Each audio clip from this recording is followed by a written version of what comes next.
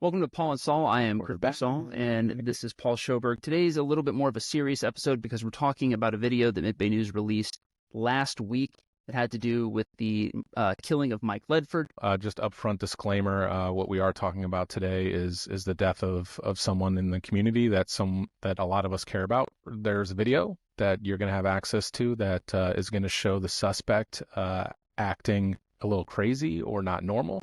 And also there is some blood in the video. And so we wanted to put this disclaimer up front so that anyone who has concerns or doesn't want to hear this type of content could switch it off now.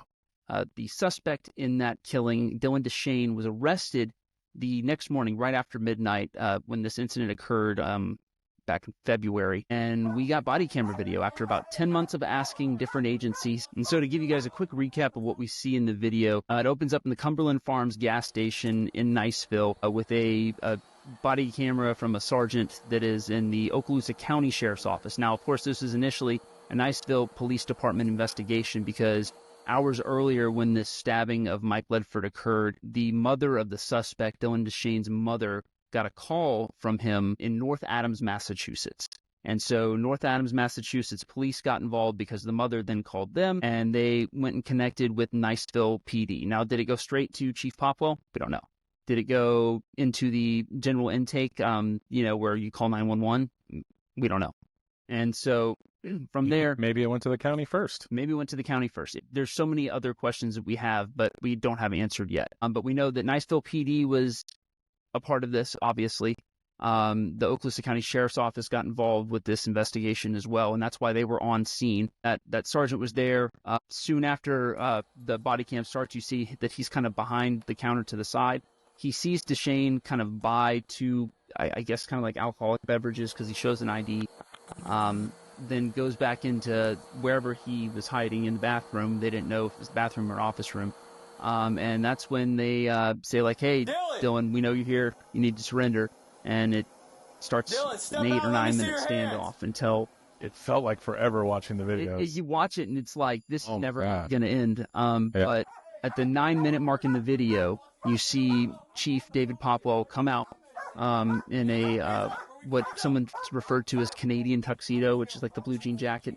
And the first thing he says is back off to the people that are pointing guns at this doorway where Dylan Deschaine is. And the one big takeaway that really scared me, and I think made me a little bit angry for the sheriff's department, or sheriff's office, I should say, is that they did a commendable job getting this guy located. They had people on both sides ready to go, prepared, had guns trained on it. And right as Popwell walks into the frame, you see that there are 4 deputies, ultimately, a lieutenant, a sergeant, a canine handler, and a canine handler's assistant. They're all lined up. You see right when Popwell comes up, the 2 guys with their guns, and I'll show you a freeze frame of the clip right here, they both turn. And so they're not looking at him when Deschaine comes out with his hands up. And we've heard a lot of negative stuff about the training of Okaloosa County Sheriff's deputies over the last year because of 2 separate incidents that have happened. But these guys looked incredibly well trained, because I can tell you right now, if somebody popped out of a bathroom that I trained a gun on because I looked somewhere else, I would have shot him. Right. I would have been scared and I would have shot him. And so kudos to those guys on scene for being able to resist almost overwhelming instinct to preserve your own life, right? Because they got him safe. Well, I'm just glad he came out and they didn't have to go in after him. Yeah. It would have been a different level of policing. And so it was an uncomfortable thing to watch on tape, even knowing what's going to happen. But that was the one thing that I learned about those deputies, is that they have nerves of steel, because that could have gone so much worse. Other thing that I would say that we have learned is that we did get it confirmed that Chief Popwell brought his wife in the car in some capacity in his police vehicle to the scene. Other thing we learned is that Chief Popwell had a drink earlier that evening. City Manager David Deitch, who of course is his supervisor as the city manager, that's the next level up from police chief, said that he had a drink with dinner that evening, but he didn't feel that it compromised him in any way, shape, or form. It had been, he said, early enough in the evening that the effects, of course, weren't there. That's the official word that we've gotten from the city. If you want to watch the whole thing yourself, and just not take our word for it. Link down below. Links below. It's about 12 minutes. The arrest portion of it starts at about the 9-minute mark. But if you want to see all the buildup that happens there, that's where to find it. So that's kind of the whole recap. But Paul, what questions do you still have after watching? Do you want to kind of give us a quick recap of what you saw in this video? Sure. Well, first of all, big kudos to you for all the hard work and getting access to these videos. And when you went public with them and I was able to finally see them, I was like, oh, great, this is going to answer so many questions. And in watching it, I was like, this creates so many more questions. Yeah. I don't know, just as like a highlight or an aside, right? Like the fact of, like, one, the location, right? If this is at the Pounders gas station, as I think a lot of people call it, I didn't realize until that video got released the location of where they captured him at. It's literally right across the street, catty corner from the fire station and the city government complex. Yeah, but I just didn't realize how far he had gotten, I guess, before they were able to track him down. And you're right, the fact that it's in such close proximity to the Niceville city complex, and then you're like, well, how come Okaloosa County is the one who arrived? And I think the questions then become is like, how did the various jurisdictions get involved and at what point and who was contacted first? You know, maybe Okaloosa County Sheriff was contacted first and that's how they got there first. I don't know.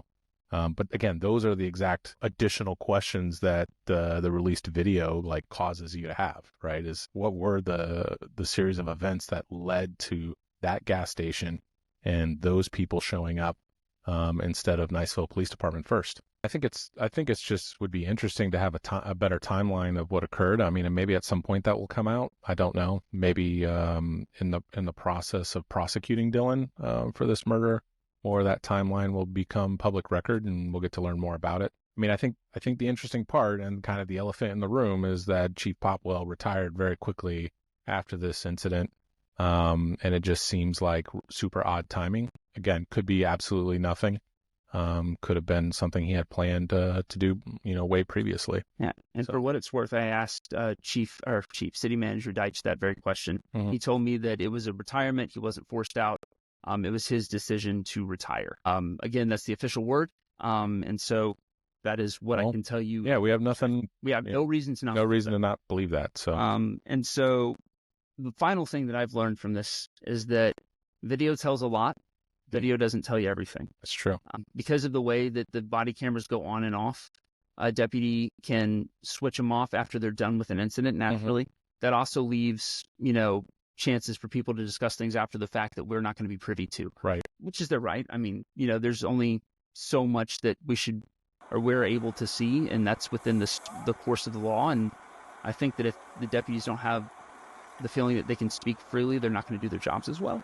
Yeah. So I don't fault them for that, but that just means that we don't have the full story at hand, and we're going to have to wait until trial. The other thing is that this case has been continued, I think, a fifth time, and that next continuance to where they come and do the plea hearing and all this stuff and actually get this trial going is supposed to happen in December. Unfortunately, the county clerk's office is requiring a notarized piece of paper to get that information now. Boy. And so I'm going to have to go get notarized paper. So stay tuned. Making it a little challenging for you. That's okay. That's going to be fine. And so we will have more information. It's just going to take a little bit longer, but that's pretty much the long and the short of that whole video, and kind of the background stuff. Anything else from you, man? I think we should continue to support the Ledford family. Lauren is still involved with Post 20. If you love sushi and good food, please go there and go there often. Also, we'd love to talk to her at some point, if she would like. To get her side of all these events, if she was open to that. And so that's where I would leave it, is continue to support the family. Yeah, right on. Well, guys, a little bit more of a somber episode of Paul and Saul today, but I think a necessary one. And I'm glad that we were able to kind of talk about this, explain the details behind the actual video.